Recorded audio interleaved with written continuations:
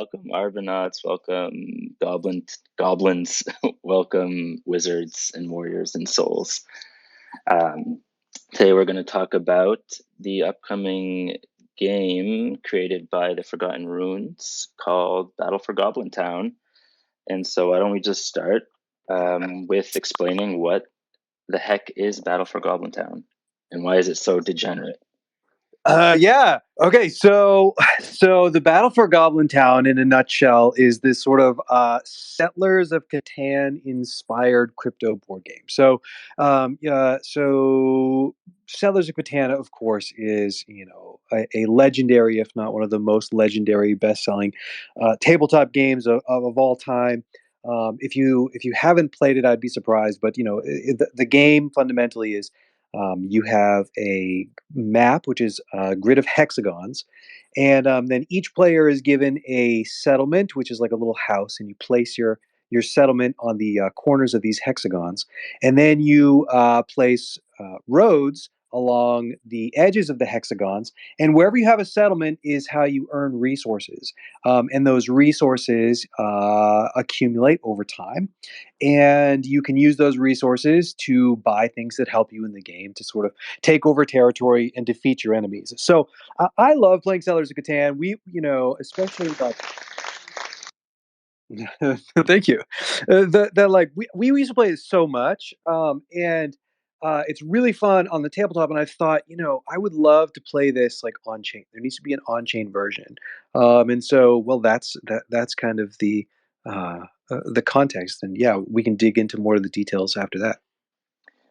Eli, would it help to sort of introduce, have Dota talk about who he is and his background, or does that make sense? Yeah, I mean, I'd love each of you to introduce yourselves and your background and what you do in the project. Yeah, sure. So I'm Dota. I'm the co-creator of Forgotten Runes Wizards Cult. I'm been like a dev and crypto person for a long time. I deployed one of the earliest ERC 721 NFTs in like April of 2018, and yeah, so I've just been in the space for a while. I'm a programmer, also the CEO of Magic Machine, which is the company behind Forgotten Runes. And so Forgotten Runes is a wizard. It started out as a wizard character collection, but like basically what we're trying to do is speed running the next great fantasy franchise, right? So we're trying to create a decentralized universe, sort of in the vein of, let's say, Harry Potter or Lord of the Rings or a Game of Thrones or Star Wars. So it's like this vast universe of individual characters, but where each character is created by the token holders, and then as we grow the intellectual property of the brand, the sort of like the creativity flows in both directions, right? So that we create things that inspires the cult creates things that inspire us, and then ideally the value flows in both directions as well. So yeah, that's a little bit about me. Bear, why don't you take the mic? Yeah. Hi, everyone. Thanks again for having us. Like, super stoked to be here. We're big fans of the Arbitrum ecosystem and the Arbitrum team. All just great people over there. Can't say enough. Um, Co-founder of Magic Machine, alongside Dota, and I think Elf J Troll is there in the crowd also. Elf, if you want to come up on stage, I'm sure that would be good to hear from you too. But yeah, I'm not sure exactly what my title is. It's kind of like COO, business development, partnerships, and my background is in like emerging technology, intersection of like emerging tech platforms and entertainment. So used to be a screenwriter, and then got into sort of the more entrepreneurial path, and helped start a company, a YouTube network, a multi-channel network where we aggregated the biggest YouTube channels. And I basically spent, I think we had like 55,000 channels within our network. The company was called Maker Studios. And my job specifically was like working with like the top 25, top 50 YouTubers to sort of expand their franchises, right? People like PewDiePie and Markiplier, Chasm, and a bunch of people. And so, really, what I do at Forgotten Ruins, a lot of it is like, we talk about speed running a franchise, and a lot of the components of the franchise are these big media expressions like television shows and video games and comic books and merchandise. And so, I kind of spend most of my time on that stuff. So, we're developing a television show with the creator and writer of the John Wick series. We have a 10-issue comic book series that's coming out, and we have a couple video games. And so, and the whole merch line and plushies, stuffed animals, you name it. And so, yeah, really, it's just this idea of, crypto still pretty early, even though it's been around for over a decade, but this new iteration of NFTs and digital collectibles, it's still a pretty small group of people considering how big the world is. And so, yeah, my job is to throw stones to the other side of the gate, to the rest of the world, let them know, this is going to be the next Lord of the Rings, and you can own a character and you can participate and help build the world alongside us. That's me. Hey, yep, I'm Elf, and I do all the art and sort of meta lore for the project. And yeah, I mean, just as Dodo and Bear said, it's a decentralized world building project. So instead of Middle Earth or the Star Wars galaxy being built by a singular person, our entire community builds this world for us or with us. And my job is to make sure all the proper amount of story gets put into every project we do, and that goes for Goblin Town. So let's talk about Goblin Town. Yeah. All right, great. And I think we still have Jitsi just for an intro. Oh, Jitsi, yeah. Hey, everybody. Yeah, basically, I take care of a lot of the gaming stuff and community over at Magic Machine and Forgotten Runes. My background's heavily into esports, just to play professional Counter-Strike, and never got away from it for a while because you don't really quit that game. But just been an avid fan of what everything's been happening at Forgotten Runes, so eventually they either had to get rid of me or hire me, and so here I am. But yeah, avid gamer, haven't been able to get away from Steam and online my entire life. And here we are, and just fell in love with NFTs, obviously, so that's me. All right, great. We got a bunch of gamers here. All right, so the first question is, you already explained the genre.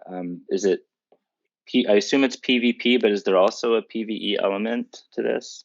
Can you just go explore and build your way without dealing with other settlers? And there's no like NPCs, so to speak. So I think like the core loop of Goblin Town is the following. So you'll place your settlement on a particular tile, which will then border 3 resources. And so the 5 resources, let's see if I can remember them all, are crystal shards, cobalt Kool-Aid, slime, chickens, and thorns. And if you played Catan before, this can be kind of analogous to sort of like the 5 resources that you have in sort of, let's say, traditional Catan, of brick, wheat, sheep, ore, and well, I can't remember the last one.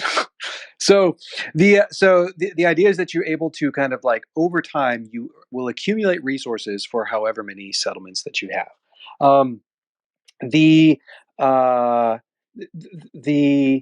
The key thing here is that you want to expand your territory to have more settlements, and in order to expand your territory, you have to kind of earn those resources.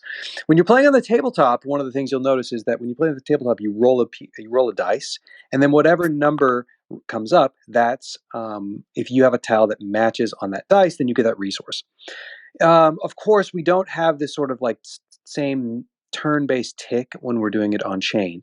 And so it actually acts a lot more on a continuous basis. It's a lot more like a yield farm, almost like a sort of like early Master Chef or staking contracts, where you're actually earning the resources continuously over time. And unlike the tabletop where you're just playing with, so let's say 4 or 6 other players, you're instead playing against everyone in crypto Twitter, right? So this game might have 500 or 1,000 or 3,000 different players on this like giant, massive board. And so the early stages of the game will be that that you want to kind of expand your territory because you don't want to be landlocked. And then the later stages of the game will involve sort of battling to make sure you're able to kind of protect your territory. Okay, cool. So basically, what does it look like when you first enter a match, let's say, or like start up a file or a character? Yeah. So here, I will pin a tweet up on the top of this that will show you like kind of some of the early demos, some of the early artwork that we're working on. So let's see. Let me just find this tweet here. Okay, there we go. It's pinned up top. Great. Pinned up top. So the game will look like this: is when you get started, you'll get you'll have a crate. The basic objects of the game would be the following: there are settlements and roads, and then you use those to earn resources. And then the other mechanic would be involves battling with other players. So like Catan, how Catan has a sort of a robber that moves around and steals resources. In the Goblin Town game, we have 8 beasts in the Runiverse. So these would be 8 legendary characters that we auctioned off last summer. That they play a really important role in sort of the lore of the Runiverse, and they act as a sort of a sort of like tax-taking beast in the Runiverse. And so you will move your the 8 beast masters will be moving their beasts around the board, sort of both antagonizing and capturing resources. If a beast comes into your area and you have a settlement that is like very productive, or a group of settlements, the beast masters will actually get those resources instead of you. So of course you want for those beasts to move away. And how you do that is you actually will get goblin soldiers. And you'll basically take a set of goblin soldiers and you'll bring them against battle to this beast to sort of drive the beasts away. How do you get goblin soldiers? Well, you get goblin soldiers by drawing cards. There's a lot of cards in the game that have various purposes, but one of them would be you draw a card and you get a goblin soldier, and that helps build up your bands. Your soldiers move in bands along the board and then battle the beasts, move it away. Now, of course, there's only 8 beasts in the game, and there are hundreds of other players. One of the problems with Catan is that you actually get landlocked, meaning like you can only build if there's sort of a clear path. And you'll find as the game progresses to the mid and the later stages that you can't actually move to build any more settlements.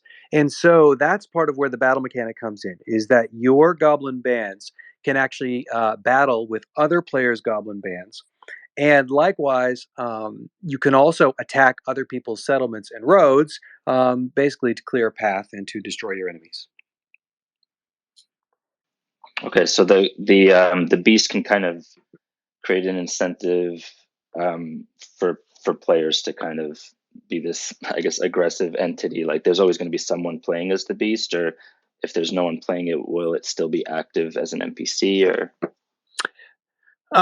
yes, the all of the Beastmasters will be given a Beastmaster like player token, and they'll be able to move around the board. And if they decide that they want to kind of delegate playing as the beast to someone else, they'll be able to do that without kind of compromising the original beast token. The beast tokens over the summer went for between 50 to I think 80 or 90 ETH, and so of course the folks who own those wouldn't want to give up custody, but they also are quite busy, so they might not have the time to play the game themselves. So they'll be given a player token that they can use to delegate to someone else. Right? It's very easy to imagine, giving the player token to someone else and then letting them kind of play the game in exchange for some sort of tax on the resources. Okay, cool. Almost like a rental fee or something like that, Yep. But they keep custody of the NFT in a way. Okay. So speaking of tokens, do you need a token to play the game? And if you do, which tokens do you need? Oh yeah. How would they get them? So we will be giving airdrops to everyone who has a Forgotten Runes token. So like any of the kind of tokens any of the character tokens in our collection, I should clarify, because we also have a few items, and those probably won't get an airdrop. Any of the character tokens in our collection will receive an airdrop of varying scale. So, of course, the wizards are the Genesis collection. The warriors are play like a supporting role to them, and so the wizards will get a bigger airdrop, and the warriors will also get quite a big airdrop. And then we did an event over Halloween where we invited 10 other blue chip projects to kind of participate, to knock on the Nightmare Imp's door. And one of the commitments that we made there was, if you come and you knock on the Nightmare Imp's door, you'll also get an airdrop for this Goblin Town game. So we'll give an airdrop to that. And then we've also been in discussions with a few other projects. We've been in discussions with projects like the Goblin Town WTF PFP project. We've been in discussions with some Arbitrum projects. So we'll give more specific details in terms of the mint, limits and the airdrops there. And then we probably will do a mint as well. I mean, I don't think that the final numbers have been published yet or even really decided. But yeah, we'll do a mint, and the mint will most likely be that you mint and you get a crate, and the crate has sort of a random assortment of resources. So, for example, a crate might have in it, let's say, 2 settlements and a road, or it might have 5 settlements, 5 roads, and 2 soldiers, for example, and then up from there. So, yeah. Okay, and so when you talk about the airdrop, you're talking about those crates that have all those resources, right? That's right. Yep. Not like a goblin or something. That's just the. That's right. Yeah. So the goblin soldiers in this game wouldn't be sort of considered, let's call them characters within our primary collection. When you go into battle with these goblin foot soldiers in this game, if they die, that token is actually completely burned. So these are goblin soldiers as almost like a resource, and not really something that's kind of, a big part of our project is this idea of the Book of Lore. And these goblins, for example, they'll live natively on Arbitrum. They won't have any access to the Book of Lore. They won't. They're not likely to have names. They're just sort of this kind of battle resource. Okay, cool. And then the crate airdrops will be, a higher airdrop reward for the people who own the characters within the Runiverse. The Absolutely. Forgotten Warriors, Yep. Forgotten Wizards, and the Souls. That's right. And one of the things that we're trying to kind of balance is we want this game to be fun and playable by people, even if they don't own any of our characters, right? So there's no specific in-game ongoing advantage for owning one of the characters in that sense. The main benefit is going to be in terms of receiving the airdrop. I think we for sure want someone to feel like they can come in from the outside and feel like they have a fair chance at participating and playing and having fun. Okay, great. That said, yeah, I mean these goblin crates, with a Forgotten Runes character token, you're gonna get more starting pieces, if you will, if you own our tokens than if you don't. But yeah, it's an even playing field. But it doesn't hurt to own one of our tokens headed into the game. Okay, and then with where you say you're going to have a mint, how much are you guys expecting the mint to cost per crate, I guess? It's undecided. Yeah, we haven't decided yet. I will say, just generally speaking, it's, and Dota, you can slap my wrist later. I think, I won't say a number, but I do think the whole concept here is it's quite affordable to get started, if you will. This isn't some 1 ETH type of situation. It's the idea here is to get people in playing the game, so it's not going to be a crazy price. Okay, cool. And then with that in mind, are there any ideas around supply and how big the map is? How many players you think it can kind of handle? Well, it can be very big. So one of the things that is likely to happen, and we're still developing we're still fine tuning a lot of the mechanics, right? By the time we publish the game, we'll actually publish the green paper, which will outline all of the mechanics in detail as far as the ones we want to reveal. And so some of this might be in flux by the time the game actually drops, but the current thinking is that the board will actually grow but it'll grow at a rate like slower than the number of players, because you do need to have kind of a land crunch, but at the same time, you know, it depends on the number of players quite a lot. So another thing that is like very interesting around Catan from, like, let's say a mechanics perspective, is that the growth in Catan is actually exponential, right? So for every settlement that you own, that generates resources in the number of settlements. So you create a settlement, and now you double, and now you have two, and now you double again, and now you have four, right? And then within the same amount of time, you're actually able to afford exponentially more resources. You don't really notice this like explosion on a tabletop game because the iteration time is so slow. But of course, when you're playing on chain, it's very easy to kind of like put the numbers into a spreadsheet and realize that the economy explodes really quickly if you do it in kind of a naive way. Right. So you don't need to like, it's not like Catan where like it's just 5 players and then you take turns rolling or whatever. It's everyone's kind of just moving at the same time at all times of the day. Absolutely. Yeah. And so one of the ways that we are kind of adjusting for that effect is we're using basically an algorithm and a contract written by Paradigm that was used most famously in Art Gobblers. It's called a variable rate gradual Dutch auction, so it's, or VRGDA for short, and which is like a fancy name for saying that it's basically an auction mechanism that's designed to sell something over time.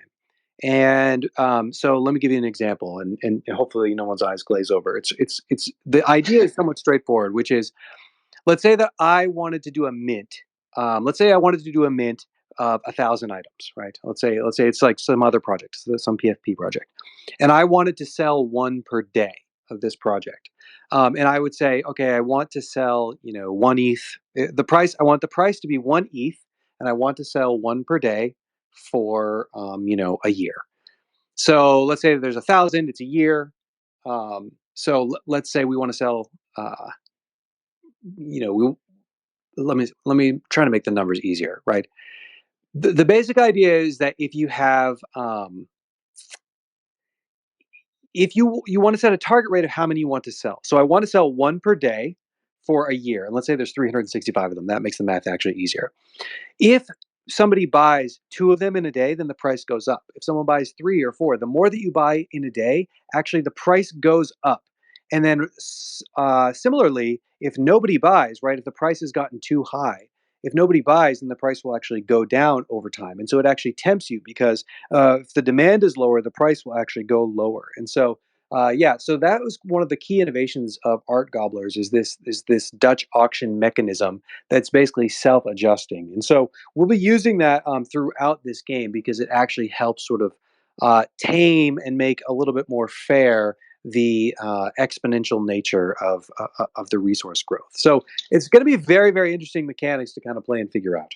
Right. So it could help keep just like, let's say one whale from just continuously buying everything, because it'll get really expensive for them exponentially. That's right. But at the same time, it still keeps an advantage to being a whale, right? And that's kind of the trick, is that you want whales to be powerful, because that's your reward for being a whale, but you don't want whales to be so powerful that no one else stands a chance against them. And so really finding that balance and trying to make a game that will run for a year or years is one of the key challenges here that we've got some good insight on. And I'll add to that too, because I get really excited when we start talking about that dynamic in general. And just like, I think in general, gaming gets really fun when you have a lot of choices put in front of you and your decisions matter, right? So we talk about the whales, talk about people that might not have as much money to be a whale, quote unquote, but you can still have like skirmishes across this board. You can still have these huge fights. You can pick where you want to go, and you have to make those decisions on what you want to do based off incentives and whatever else. But like, if we just put choices in front of gamers that isn't tied directly to, like, we've all heard of like pay to win and everything else, but it becomes really interesting really quickly. And so I think this game will have an opportunity for all players, of all, wallet sizes of however much time you want to put into the game, be able to hopefully outskill and outdecide other players within a current moment or throughout the course of the game. So it's like a really interesting topic in general. I won't go down the rabbit hole too much, but yeah, it's really important, I think, right, moving forward. And we've come up with hopefully some solutions that will help with all those things. As much as I'd love to go down that rabbit hole with you, we'll save it for another time once the game is out and we can start theory crafting. So when you talk about, I guess, the advantage of whales, but trying to balance it. So like, what's the difficulty level of this game? Like if somebody is to outplay a whale who has more resources, what does that look like, I guess? Well, yeah. So, oh no, please, I've talked enough. Well, I'll just start off and Dota can take it from there. I think the idea. Oh wait, repeat the question one more time. Sorry, I lost train of thought within 5 seconds because I'm dumb. Simply put, like the difficulty level of right. Okay. For someone to outplay a whale. Well, really interesting topic. And when I jumped in there too is that we want it to be really simple, right, but complex at the same time. So one of the things within like Web3 gaming, I think that we all want to see is like we want to be able to approach it that aren't like hardcore gamers. So like through the card mechanics and other things, you're going to have, again, choices, but actually playing them out at the current iteration of the game should be pretty simple, right? Like either 1 or 2 clicks, again, goes back to the idea of I make a decision here, but like the execution of it shouldn't be too difficult because we're not at that point yet with Web3 gaming. So easy to play and hopefully a lifetime to master, right? But like let's introduce these things step by step and get people to understand how to do it. And like again, if you're using a card or anything within TCG like genre or anything that's like using a deck builder, like you usually have to click 1 or 2 things, but it comes down to how you're using it within that current moment, right? So not very difficult. That's the answer in my head. Maybe Dota can explain a little bit more on that, but that's where I'm at with it. Yeah. So the pace of this game is on order of like days and weeks. And so the idea is like I really love kind of like idle clicker games. I think there are different games for different moods, let's say. So for example, we're also working on another game that's a lot more, let's say, traditional. It's a traditional like MMO RPG. It's called the Runiverse game. Where that is likely to also be on Arbitrum as well, though the final decision hasn't been made. Yeah. And that is very much this like active game. To play the game, you're kind of there, present in the game. There will be ways to sort of earn yield from infrastructure that you built on your property and crafting and things like that. But it's a very like active game. You sit down, you have a session, you go on battles, you fight monsters. It's this like very hands-on, active. The battle for Goblin Town is designed more for someone who wants to check in, 2 or 3 times a day. That sort of the operations operate on scales of, let's say, like 8-hour chunks. That like you might come in the morning and you find the resources that you got from yesterday, and then you build 5 or 6 roads and some settlements to kind of expand your territory. Maybe you participate in a battle, and that's basically what you do for the day. It's designed to kind of be able to have a little bit of a life outside of the game, and then kind of accumulate resources over time. Yeah. So when you talk about kind of, I guess in a way, letting them mine and get resources over time, and then you get those resources. So does that make it like a play to earn model? Can you dive a little bit into that? Yes. Yeah. I think that, I think it would fall under play to earn for sure. Yeah. And on your question around like how do you fight against like whales or players that are bigger than you, is a couple of interesting things. One is this idea of banding up. So you basically will be able to have, either explicitly within the game dynamics or just implicitly within like chat. You'll be able to team up with other players into bands and be able to go and fight against a bigger player. And so you'll have this sort of like king of the hill dynamic where, if someone has a large amount of territory and they're being sort of too protective of the resources, they can become a target essentially for their smaller neighbors to band up and go against them. In the battle mechanics, for example, if I have 10 goblins and I engage with your band that has 10 goblins, we both do our damage to each other at the same time, and then the damage is resolved. So if you played like Magic the Gathering, I would say it's like similar to the basics of Magic the Gathering, where I attack you, you attack me, and then we resolve that damage kind of after it's been done. And if I lost some goblins, then the next round of damage I will do less because those goblins have died. But we basically have a fair chance when I go up against you, or even if you attack me, you know that you're going to take some damage and and not be able to just sort of snipe in and kill me and then move on to the next person. So yeah, there will be ways to kind of team up to go up against bigger players that are sort of bothering you. And Okay, and that. Oop, go on, Eli. I was just gonna say, so when let's say you team up, you beat a whale, do you get some of the whale's resources? Like, is there a transfer there, or do you just get XP for your settlement or your characters? Well, one of the things that you'll want in this game is the best land. So the land has not only resources, so it's the land has resources, and they also have basically a fertility rate, and so you will have the ability to build on that property. And then the other part is just this idea of uh, pathways, being able to get to places that you want to go. Also is kind of an advantage there. So we haven't kind of decided well, will you get sort of steal someone else's resources? Maybe that we can talk about that, but I don't think that's we haven't talked about that yet. I haven't planned for it.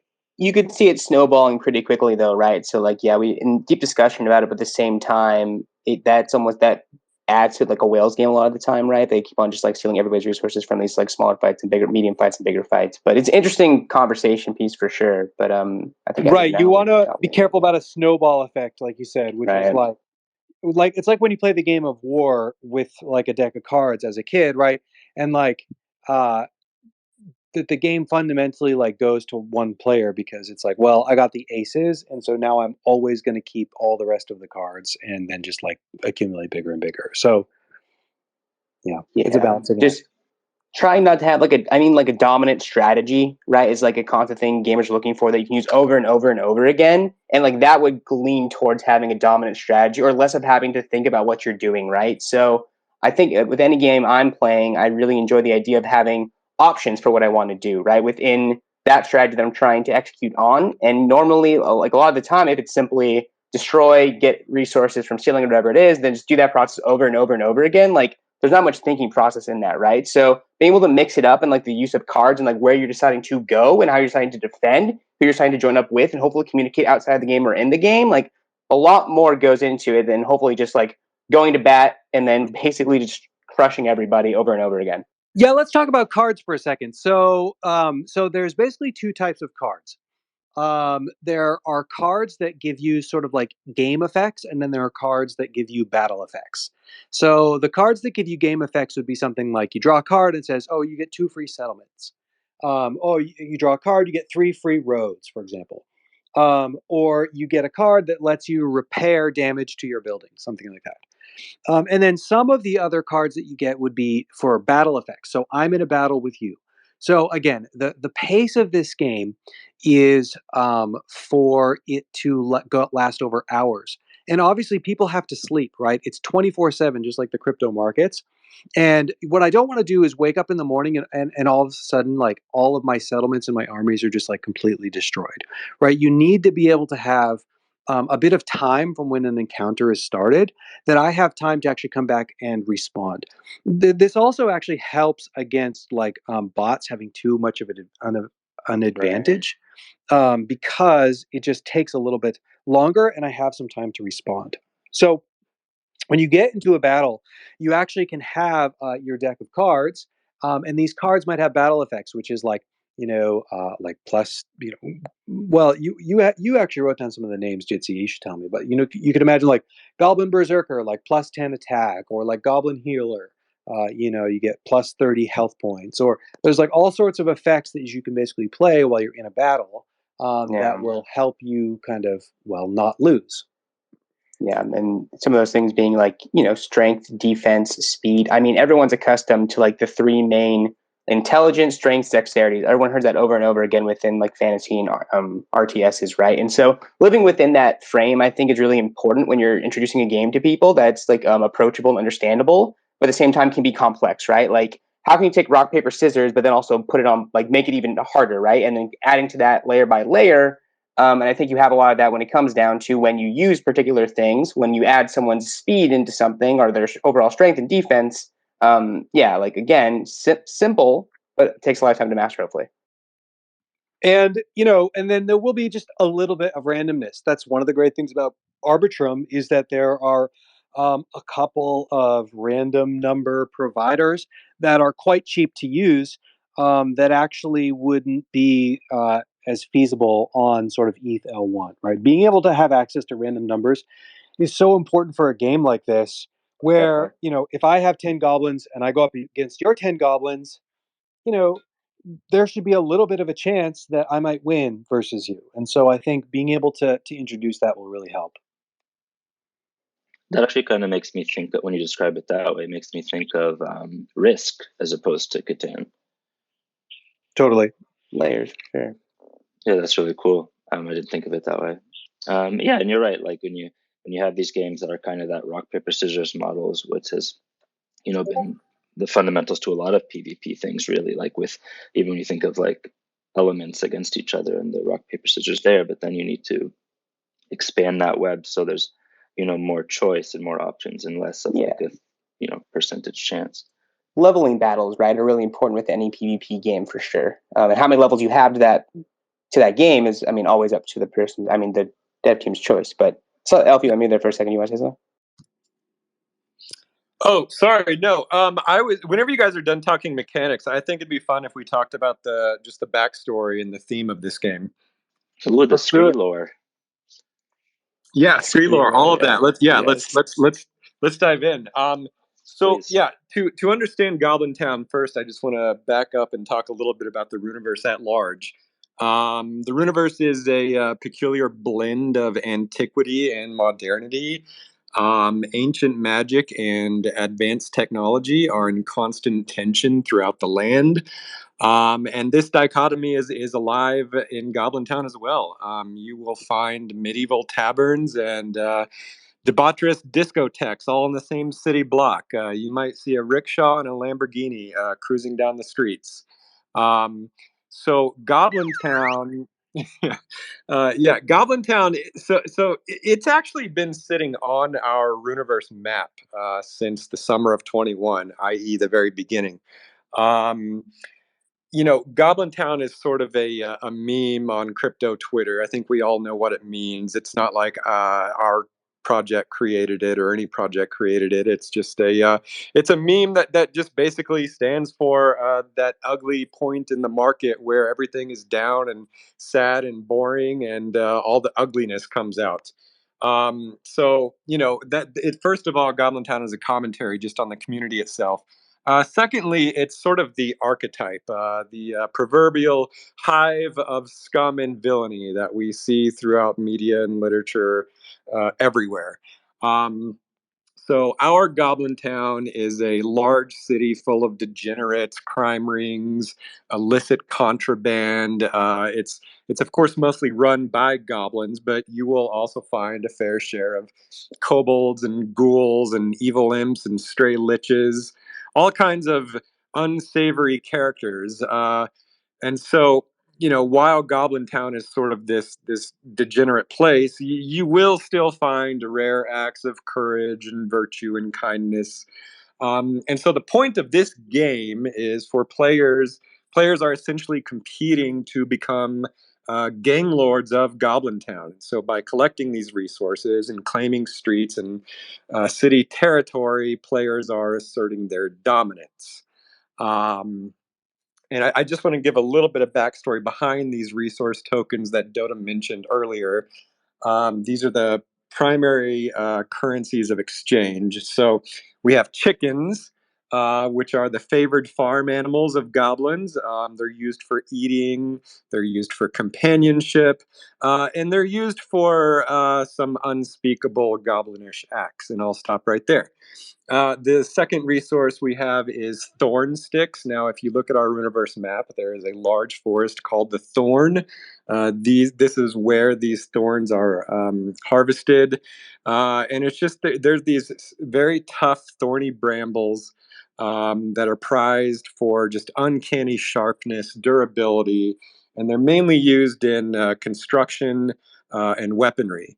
The third resource we have is Kobold Kool-Aid. It is an intoxicating drink introduced into Goblin Town from those dastardly kobolds. Um, it comes in many varieties of potents, but it is almost always green in color. The fourth resource is Devil Slime. This comes fresh from the slime pits. It's a the raw version of this substance comes in a hot pink color. Um, Devil slime has actually many uses, especially in alchemy. Devil slime sometimes can gain sentience. And then finally, we have the scree shards. Um,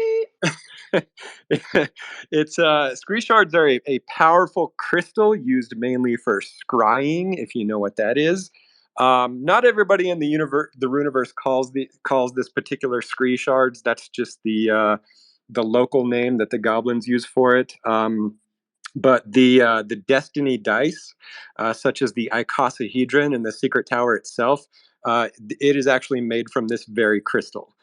So it is a highly magical substance, extremely powerful, and it is mined in Goblin Town. Um, and so yeah, as you're playing Goblin Town, you'll gradually see this city start to form. That is Goblin Town. Uh, and yeah, I mean that's the basic story behind Goblin Town. Okay, so you definitely answered my question that I was wondering if it's in the universe, the Runiverse itself. And so It definitely, yeah. If you see the map of our Runiverse, it is sitting on a river between Kelpie's Bay and Frogmaster Marsh. And all of those things like Elf mentioned too are that make it much more fun and easier to make some of the mechanics we're talking about too, right? Like I can't tell you how many times I look down at like either like a pitch deck or just influence from like the art team and like look at something, and then it makes it easier to make up something in my head that's going to live within this world. Like we talk about PvE versus PvP, obviously don't have much like PvE in the game per se, but like with this background, with the story, with like and everything that's embedded into it, it makes it so much more fun for the user, right? And like I just want to say that it's everything, right, in my mind. Yeah, I agree. Lore, we've talked about this before, but lore is really important and should be a fundamental of not just any game, but any project that has some kind of like community or user base. You want to know why is this here? Like, what was the mindset of the creators? Giving it an identity, a personality. Right. Exactly. It's funny because Dota has been wanting to basically build on-chain Catan for over a year now, and we finally agreed to do it because we found just like a fun way to work all this story into it. So it gives it real purpose. It expands the world. It develops the characters. So it's a really great storytelling asset. Battle for Goblin Town. I see you have your little paw up. Yes, scream! We got the goblins here.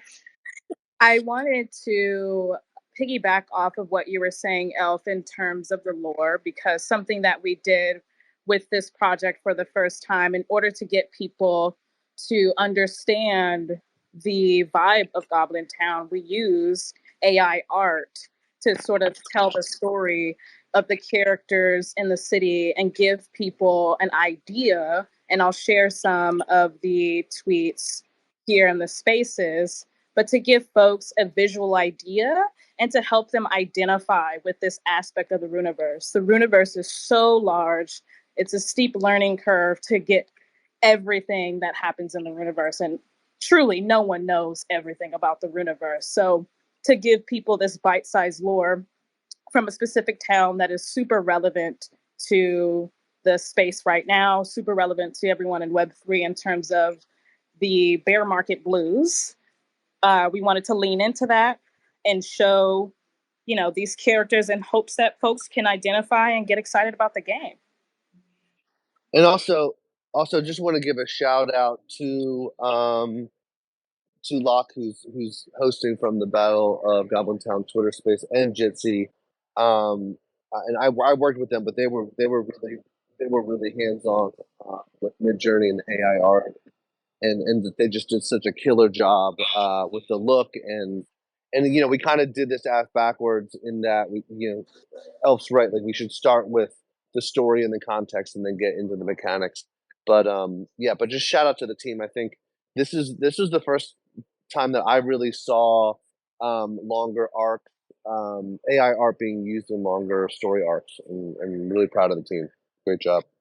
Hey, Bear, I think I was looking in the Discord, and a lot of people want to know if there is a connection with the Goblin Town WTF project. Right. So there's no like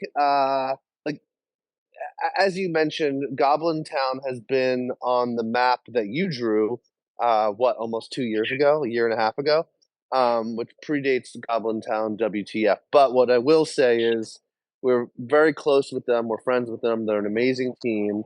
And we will be, there is something happening between the two projects in relation to the game. But y'all just going to have to wait and find out. Have your just by historical nature.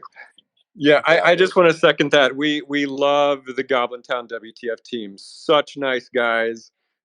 Before we met them, I thought they would be like really crude, like knuckle dragging mouth breathers, but they're the coolest, Jesus. like the coolest dudes I've ever met. I love those guys.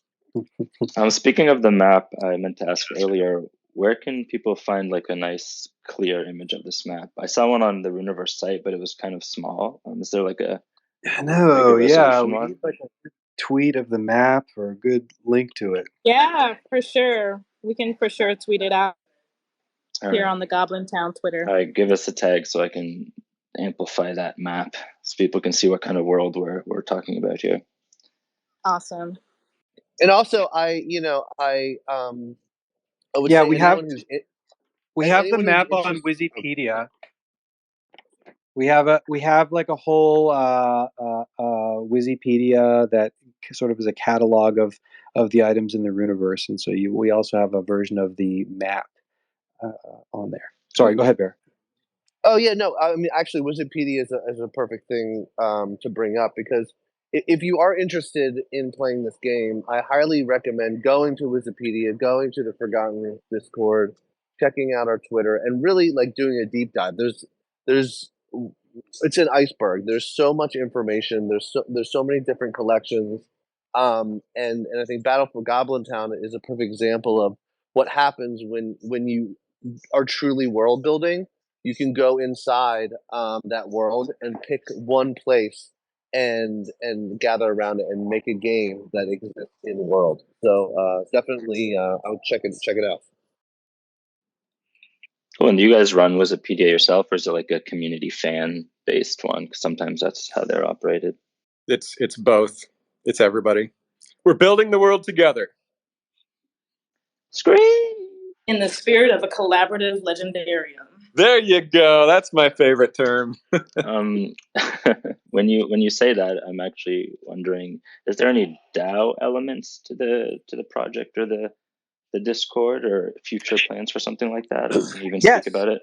Yeah, so there is a DAO that is part of Forgotten Runes, so we call it the House of Wizards.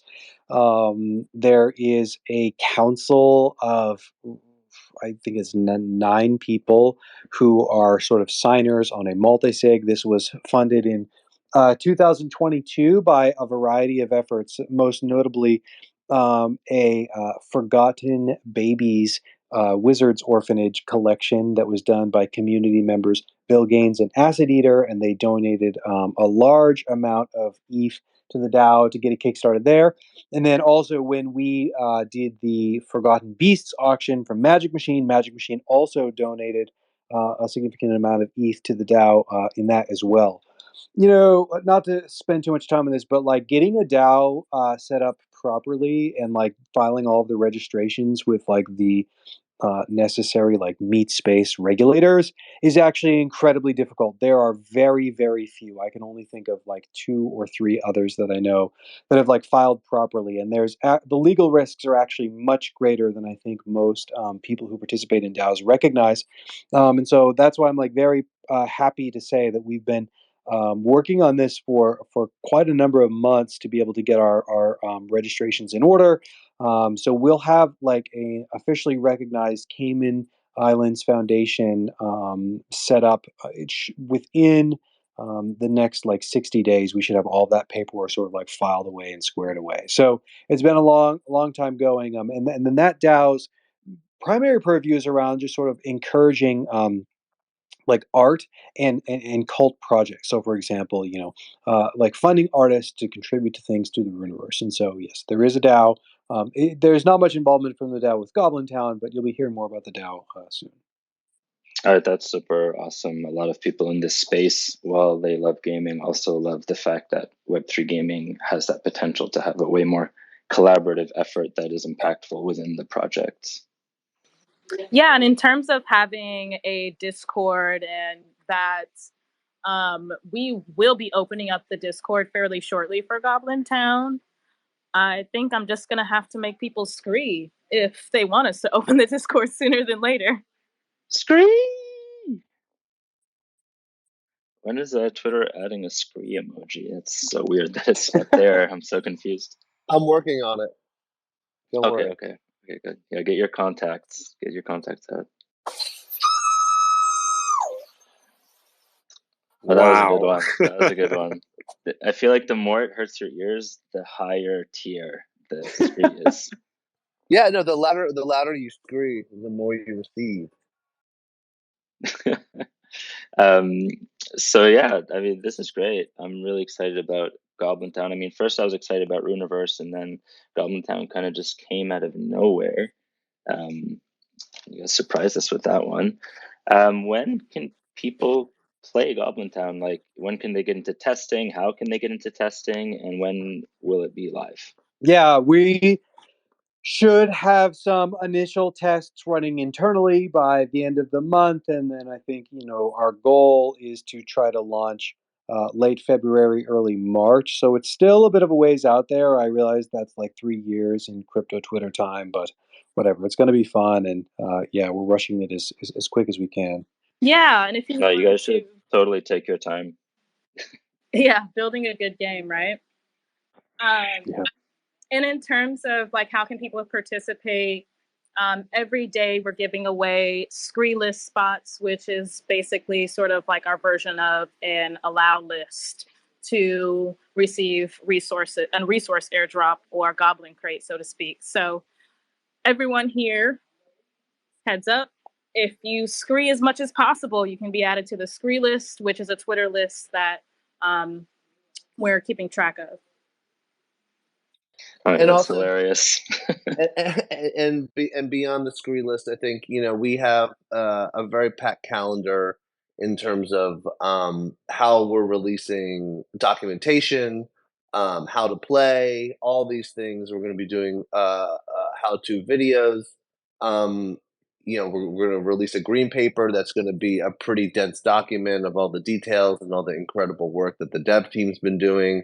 And so just keep a lookout. We're going to be screaming pretty loud. But by the time the game launches, the goal is for it to be crystal clear how to participate, how to play the game, and how to win.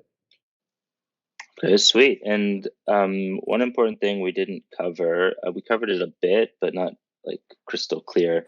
What exactly are the NFTs in the game versus just the burnable in-game stuff? Yeah, so the NFTs will be, well, first off will be crates, which are sort of like burn to reveal what you have inside. So the crates are like a collection of like other NFTs that you'll find inside. From there, the settlements and the roads are also NFTs. The idea is if you were just focused on the resource game, you would be able to use your resources to mint new settlements, and you could sell those settlements. You can either use them in the game to grow your empire, or you could sell those settlements or roads on secondary. Then the next tier would be around the battle mechanics, which would have two components: the soldiers or the cards. Within the soldiers, they're basically goblin foot soldiers, and then there are also, we don't have an official name. We're like goblin sort of leaders. The did we pick a name for that, Elf? Yeah, the goblin bosses. The goblin bosses. There it is. So there were goblin bosses. So goblin bosses, an individual goblin is not very organized, right? They're kind of disorganized and a little stupid, and so they can actually only put together a band of at most like 5 other goblins. After that, their sort of organizational capacity disintegrates. They're not able to like get more people to collaborate with them. Goblin bosses, on the other hand, can have organized quite a lot more. Bands can be much, much bigger. Maybe even as many as like 100 goblins will be able to operate under one goblin boss. And so when you get a goblin card, there will be different sort of stats within it, right? The strength, the attack strength, the defense. If you've played Wolf game, there's like different like levels of the wolf. If you played like art gobblers, there's like different levels to the multipliers of the gobblers. It'll be a lot like that, where they're even within kind of the soldiers that you have, there's a bit of sort of like variation, and presumably the higher, stronger levels will be more desirable on the secondary markets. So you'll be able to use those soldiers to kind of defend your territory and attack and take over new territory if you so choose. And then the third level of NFTs would be the cards themselves. And so again, these cards would be all sorts of different mechanics in the game. Get free settlements, get heal your creatures, cast a fireball, or I don't know if they'll cast fireball, right? It's like swing your wrench with twice the strength, that sort of thing. Confuse your enemies. So all of these different cards, I think we'll have on order of, I don't know, maybe 50 different cards. Again, of varying rarity and of varying sort of like desirableness because they are used in lots of different ways. So those would be sort of the 4 or 5 different, let's call them like collections that will be available for you to kind of like buy or sell those resources in game. Okay, that's super cool. The first question I had around that was, if you build up your settlement with resources and like roads, are people going to be able to purchase that settlement on secondary with the roads you've built around it and stuff, or does it kind of come fresh? No, it'll only be a freshie. Yeah.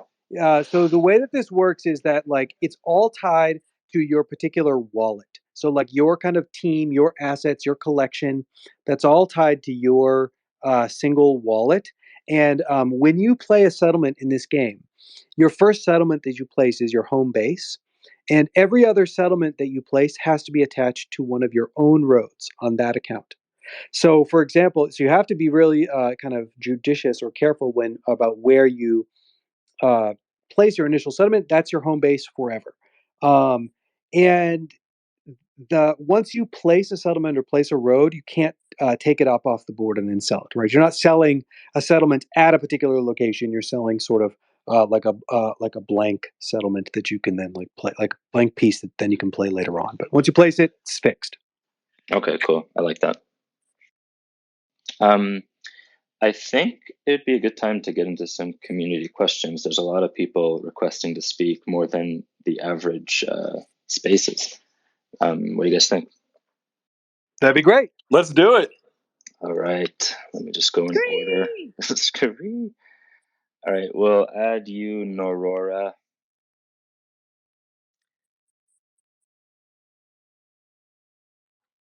And I just wanted to also comment on what you said about the in Twitter, crypto time moves a lot faster. I've come to believe it's kind of a fallacy. I think we should treat it all the same type of time frame. If you want to make a good game, it's got to take the same amount of time it would not in crypto, and that way we can allow for better products, better adoption, better awareness around all these things we're building. Yeah, agree. I agree. I think a lot of people succumb to peer pressure and release things probably sooner than they should. The good news is we never do that. We always take our time, for better for worse. But yeah, the goal here is, I mean, gosh, Dota, I remember you called me last Christmas, like 2021, and you were like, I was just playing Catan and with my family, and I think we need to make an on-chain version of it. And so and not that we've been working on it since then nonstop. It really like picked up fire, September. September when we cracked the code on sort of the lore reasons why. But yeah, I mean, we were even trying to get this thing launched in December, Eli, when we were first talking to Arbitrum, and then we pushed it to January, and now we bought ourselves a little more time, and it's all in an effort to actually make a game that is enjoyable, and I think that's what people need right now. They need to be able to enter this space for the right reasons, and I think we're trying to do our part to sort of add fun and add entertainment to what's going on. I think it's a perfect time during these quote unquote downtimes. Yeah, I was pretty sure like last Christmas or whatever that someone would have built an on-chain Catan within like 2 months, and I was like, oh, we're gonna miss our window. It's gonna be like someone's gonna do it before we do. And then once we like got into coding it, I was like, oh geez, no wonder no one's done this. Like we basically like did like an entire like hexagon game library in Solidity, which like no one else has done as far as I know. Oh man, that sounds wild. It's fun. I think it's great that like the idea came with you just actually playing Catan with your family. I think that's a good story there. And then also I would not call it, I like to not call it a bear market or a down market. I call it a build market. That's what I feel. Good call. Ooh, that's a good one. Let's let that catch on. Hashtag Yeah. Build market. A build market. Well, let's take questions, Eli. Yes. That's a good idea. Yes, or I'll just keep asking them. Narora, what's your question?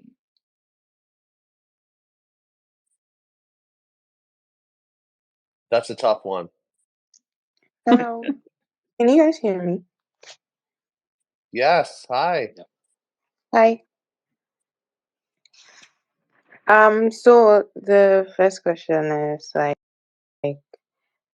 I heard something about Arbitrum. Does that mean this project is going to be launching on Arbitrum chain? Yes. The game is, yeah. The Goblin Town game will be on Arbitrum. Okay, but the NFTs will be on Eth. Well, okay, so the way that it works is Forgotten Runes, kind of let's call it the umbrella originating project, has character tokens on ETH L1.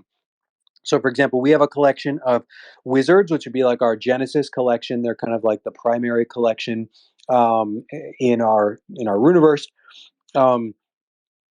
We have a collection of souls, which were created when wizards were burned. There's about 600. It's a little bit. It's a lot smaller collection. We have a collection of warriors, which are sort of like which warriors are kind of paired with wizards as being sort of the might to wizards' magic. And then we have a handful of other collections, ponies, beasts, and things like this. All of those character tokens are on ETH L1, and they will stay there. But for this new project, which is sort of the focus of this space, would be the Battle for Goblin Town game. It's a game that will exist completely on Arbitrum, and then we'll basically use the same address for the airdrop. So, for example, if you have an address on ETH L1, we can reuse that same address on Arbitrum, and we will actually give you an airdrop using that same address on Arbitrum. But we won't be like bridging over those core character collection tokens over to Arbitrum for this project. Okay. I do know that Arbitrum doesn't approve projects like anyhow, like unless you're an actual proven builder. So that's a great sign. There, that's a bullish point. What is the whole ideology behind this scree thing? I can't scree because I kind of have like a sore throat, so I can't do it right now. So why scree? Why are we screeing? We Wait, can't can tell you- you unless you scree. Yeah, can you give us That's a the rule. Give us a I have quiet scree. Give us a quiet scree. screen. Oh, that was good. That was good. That was a good screen. There we go. It's a meme. It's the sound that degenerate goblins make. Straight up. Okay. You guys should Okay. start a campaign promotion. It's like why we scree, and it'll be really emotional and That's a good produced idea. that way. I think All right. someone could use screen a rap song and it'd be dope. I don't rap though. I like that. Thanks, Nora. You're welcome. Okay, sorry. Is the supply decided yet? Sorry, what was the question? Information. The little informations like the supply, main price, stuff like that. Are they decided yet, or they're still to be announced? Still to be announced. Okay. But I think So that when it might be games like this are a bit different than like PFP collections insofar as like the resources that you kind of get at Mint are just sort of like the basic resources to start with, and then you earn more of those as you play the game. So it's very interesting to know sort of how do we price supply in these cases. My current thinking, and this is totally subject to change, but my current thinking is something like um, that the Mint might even be an open edition, so to speak. Like the Mint may not actually have a cap in sort of like supply, but we may do a cap in terms of time. So, for example, you could imagine that we do like I actually really love what like Ghosts did earlier this week with his color palettes open edition, where it was like the Mint is open for 10 minutes, and then however many sort of like get sold is however many the supply is, and then we just close it after 10 minutes. So I'm not committing to that, but I really like that idea, and I think that would be an interesting model for a game like this, where it's not like a PFP where the supply needs to have a fixed cap up front. Okay, that's an interesting idea, but it'll have its downside because what if I'm sleeping at that time zone, stuff like that. Advantages, disadvantages. Um, I have another question. What are you going to do different? Because like most NFTs that are gaming NFTs, right? With time, people do get bored of like playing those games and stuff. So what do you intend to do to like keep the interest, like spike people's interest at every point in time? Is there something you're going to offer that is different?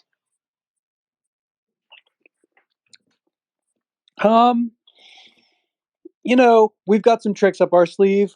I think if I reveal them now, then people won't be as interested when it drops. I'll tell you this: the art and the animation that's going into this game are far beyond what I ever imagined. Like every single tile is animated. All the resource tokens are animated. Just looking at the game board alone is fun. Never mind playing the game; just looking at it is really fun. So I think that's a step in the right direction. Yeah, I agree. I'm excited about the graphics and the 2D legacy style as well. Thank you, Nora. We're gonna give someone else a chance here. We have Zay, I believe you would say it. Yeah. Hi, guys. What up, Zay Lasso? Zay. I have a quick question. I don't. It might be a dumb question. I don't know, like the way these kind of things work. But does this game infringe upon like the original IP rights of like the original Catan? Have you guys gained eyes from those guys or heard anything from those guys? Oh yeah, so we did a bunch of research to this because I was actually hesitant up front to say that it was to even use the word Catan, and so I think that like something that's really important to know is that I would say that this is just like inspired by Catan. By the time you actually kind of look at the rules as they sort of end up, it's quite different. Because for one, Catan, you roll a dice and sort of then you take your turn. In this game, it's continuous. It's happening like on a continuous basis. So right there up front, it's like materially different than what Catan is, right?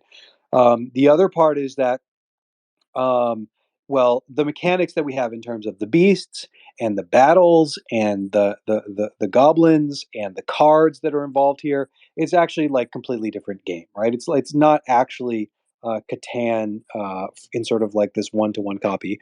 We're not using any of their art. Interestingly enough, actually, you can't copyright rules, at least in the United States. And so, if you look online, you'll actually see that there are quite a lot of like play this Catan-like game online, where it's like the exact same rules, the exact same like it's a total I wouldn't say rip off, but it's like a complete clone. They change all the art because you can copyright art, but you can't copyright rules. So I'm not too concerned about it insofar as like there's quite a lot of originality here. I think that we sort of used the Catan analogy because that was certainly an inspiration to us, and it's a way for people to kind of like orient in the world of like what games are possible. But I'm not super concerned about um, well any legal infringement because it's a pretty different game. Yeah, and one thing to note, like a good example would be to use Pokemon. Let's say they have so many reskins or whatever. The only like thing that they have copyrighted slash probably can is the actual names within the game, like the Pokemon names, using like Pokeball, and so you can't just you can't copyright like a genre of a game. As far as I know, that would be very difficult to do. Yeah, that answers my question. I appreciate it. Thank you. Thank you, Zay. All right, let's get another person up here.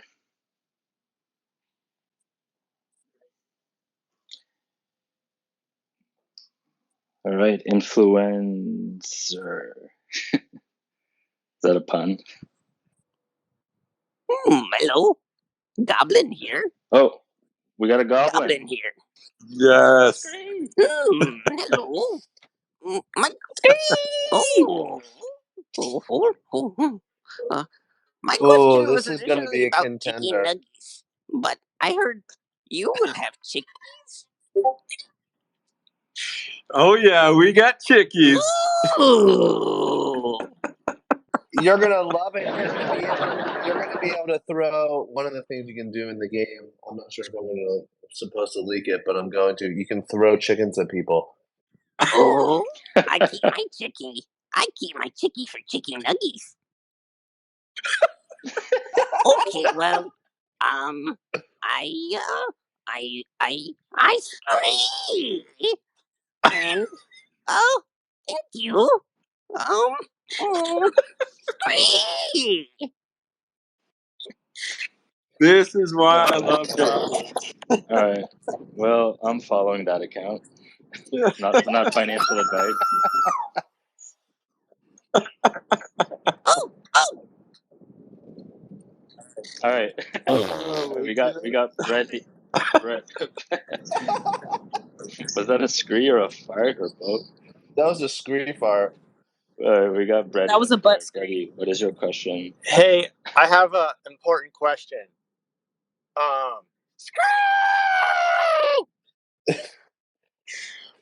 Goblin Town, could you handle that question for us? Yeah. Scream!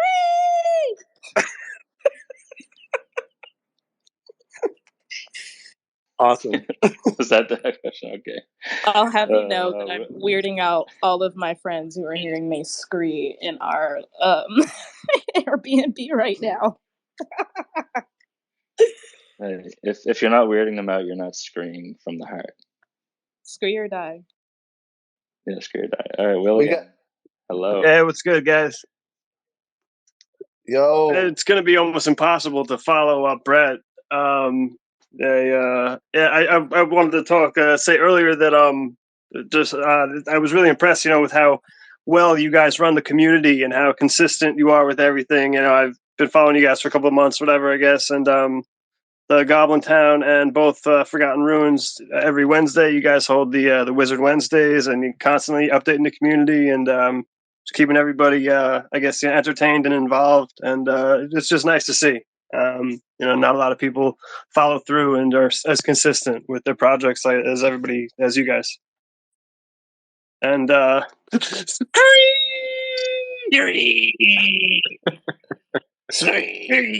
William, thank you, William. We appreciate it. We're here. We're not going anywhere, and yeah, we're just We- excited to get this thing out. We do it because we love it. It's good to hear. That's it. Thanks. I call it a sickness. I call it a sickness. I don't want to go to bed every single night because I just love doing what we're doing. It's the best. Yep. I think that's the most important way to approach building anything. Love it. Make sure it's something you would want to use yourself before you release it. I think those are some good practices for startups and anyone looking to build in any space, period. All right, we got Faiz here. Hey guys, what's up? So I was going to come on and and just create, but I don't think I can touch the garment of what Brett and Influencer did previously. So I'm just going to do my thing, yeah. Perfect. Yeah, that's about it. All right, great. How many more people we want to bring on here to Thank you, Faze. scree? All right, we'll just do maybe one more question. We've gone a bit over here. Let's do 30 more minutes of just screeing. I think that would be good. You guys open up Scree Sundays or something on your spaces. You know what? That's not a bad idea. Yeah, I like that. Scree contest. This Sunday. Scree contest. All right, I brought up Vulture here. Vulture Lands. Hey, GM. Hi. Wait, guys. I think I'm turning into Goblin right now. So, scream! I'm back, and now I have a question about the game. So, what type of game we are expecting here? I mean, like Clash of Clans or farming games, or maybe both? Yeah, I think sort of like I would say it's sort of like a farming game. Like I really love like Idle Clickers. One of my favorite is have you ever played Adventure Capitalist? It's so fun. And that's another game I'd actually like to put onto crypto. But yeah, the idea with the game is that it's a bit more sort of idle. You kind of check in, let's say, twice a day, and play the resources you've accumulated. Maybe trade some, maybe have a battle. So yeah, it's still very much this like play to earn, like on-chain crypto game. It's not too far of a step. I would say it's like similar to, let's say, Wolf Game, for example. Yeah. Cool. And the next question would be, what type of devices do we need to play the games? Like iOS devices can work fine, or we can play on Android or PC. What would it be? Yeah, I mean, I would like for it to work on, well, it'll for sure be desktop. It's in the browser. I would like for it to work on, for example, like an iPad if you have like Rainbow or like a mobile wallet installed. Yeah, I don't know that we're going to spend a ton of time getting it to work on phones just because the map is quite large. There's a lot of UI elements. It'd be quite a lot of work. But yeah, I'd like for it to work on sort of tablets because it is browser based, so it seems like there's no excuse to not. But we'll see. Maybe we'll be able to get a mobile version working, at least for some of the minimum parts. That would be awesome. Thank you. Thanks for having. And once again, Yeah, that's great. Thank you. Thank you guys. Vulture. Thank you. Thank you. When you said Adventure Capitalist, I was just thinking like I just play that game in real life. I don't know. It's it's just called crypto. That's yeah. It's called waking up. Great. Let's do one more question. One more. Where'd he go? Oh, he disappeared.